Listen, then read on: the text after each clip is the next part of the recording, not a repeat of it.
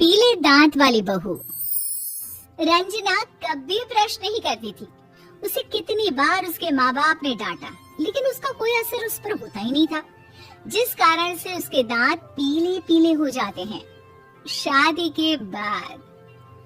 अरे बहू, वैसे तो तुझ में कोई कमी नहीं है, पर तेरे दांत इतने पीले कैसे हैं बेटा? कैसे है मतलब? कोई सर्जरी थोड़ी ना कराई है। वो तो क्या नाम, मैं ब्रश नहीं करती थी तो पीले हो गए। अब क्या करूं?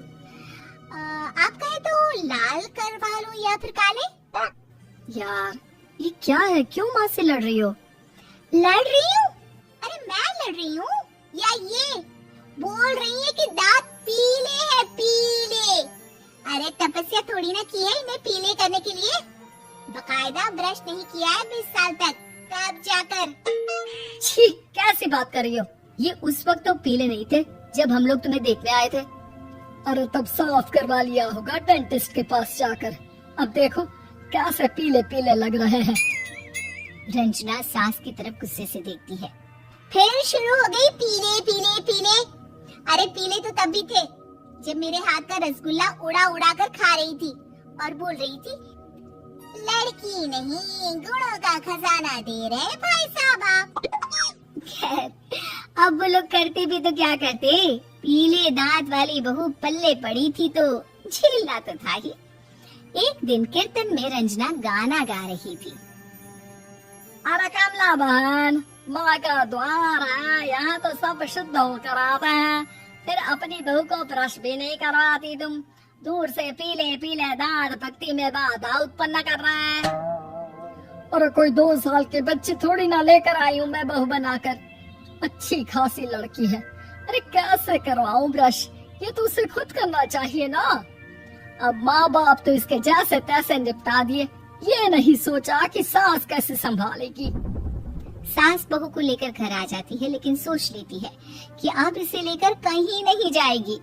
अगली रोज बहू कहती है, अरे क्या हो गया, मंदिर नहीं जाना क्या? कीर्तन का वक्त हो रहा है। मेरी मधुर वाणी से कान्हा जी जागते हैं और सोते हैं। आप तो जानती है ना उनकी भक्ति में कितना मन लगता है मेरा। वो क्या है ना, तबीयत ठीक नहीं लग रही है मेरी, आराम करूंगी मैं। तबीयत ठीक नहीं लग रही?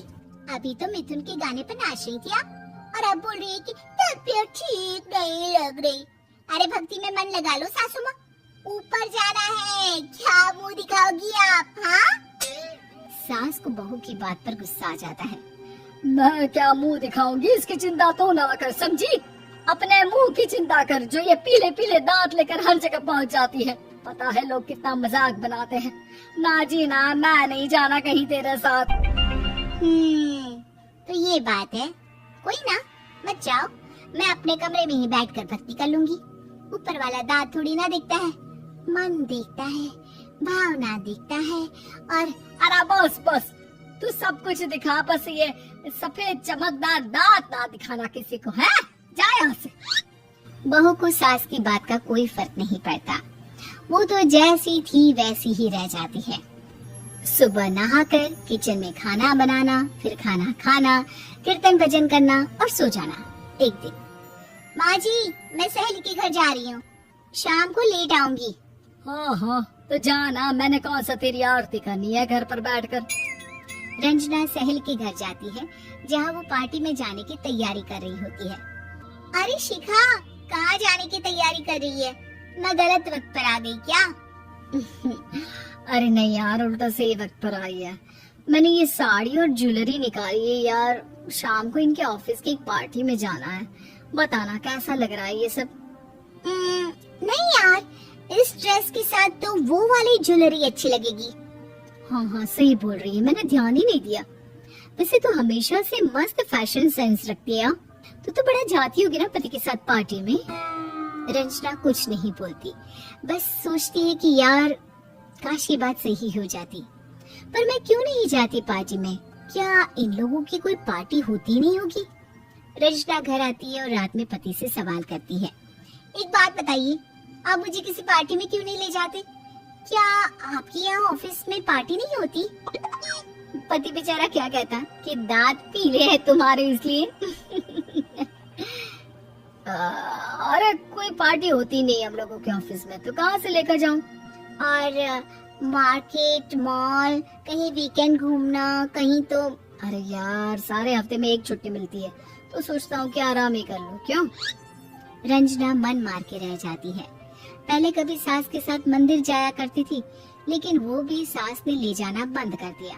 घर बैठी बैठी रंजना बोर हो जाती है। तभी उसे आइडिया आता है और वो मायके जाने का सोचती है।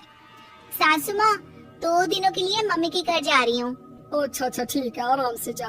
और हाँ, माँ से कुछ अच्छी आदत सीख कर आना कि कैसे शरीर के हर भाग की तरह दांतों की सफाई भी जरूरी होती है, समझी?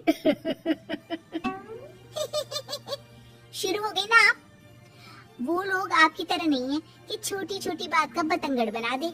उन लोगों के लिए मैं मायने रखती हूँ, ना कि मेरे पीले पीले दांत। रंजना माँ को बिना बताए उन लोगों को सरप्राइज देती है, लेकिन जैसे ही वो दरवाजे पर पहुँचती है, अंदर देखती है कि घर वाले कहीं जा रहे होते हैं। अब माँ, काश रंजना दीदी के दांतों वाली प्रॉब्लम नहीं होती, तो वो भी हम लोगों के साथ चलती ना बुआ जी की बेटी की शादी में। हाँ बेटा, लेकिन अब उसे कौन समझाए कि उसको उसके पीले दांत नहीं दिखते, लेकिन उसके आसपास के लोगों को कितना एम्बैरेसिंग फील कराते हैं। मुझे तो कितनी बार उसके स्कूल की टीचर ने शिकायत की कि उसके साथ कोई लड़की बैठना भी नहीं चाहती, और ना ही कॉलेज में कोई उससे बात करना चाहता था। लेकिन पता नहीं क्यों उसे ये बात समझ में ही नहीं आती। कोई कमी नहीं है उस लड़की में, बस यही के दांत पीले हैं। वो तो भला हो जीजाजी और उनकी माँ का, जो दीदी को जैसी है वैसे ही रखा हुआ है। रंजना को अपने घर वालों की बात सुनकर बहुत दुख होता है। वो सोचती है कि वो क्या करे, लेकिन फिर वो सीधा डेंटिस्ट के पास जाती है, अपने दांत चमकाती है और कसम खाती है कि वो रोज ब्रश करेगी। और क्या हो गया? तुम तो 2 दिनों के लिए गई थी ना? पर कोई ना, अच्छा है, चलो आ गई तो। रंजना सास के सामने आकर खड़ी हो जाती है और पूरी स्माइल करती है, उसके चमकदार दांतों को दिखाती हुई। है? चले मंदिर? माँ, मुझे माफ कर दीजिए, मैंने आप लोगों को बहुत एम्बैरेसिंग फील करवाया। मैं आज से रोज ब्रश करूंगी।